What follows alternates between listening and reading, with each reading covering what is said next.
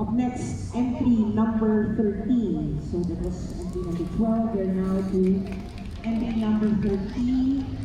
The Salakmit Youth Ensemble.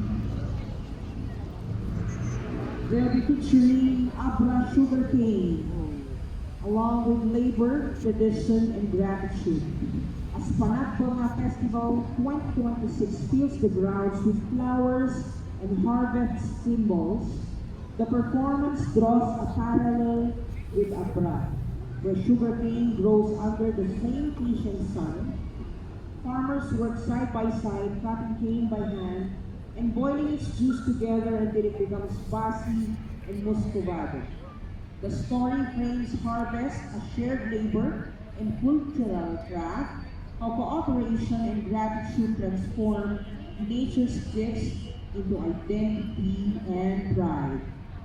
Salakmit connects bloom and harvest, Abra sugarcane traditions on stage. Take it away, Salakmit.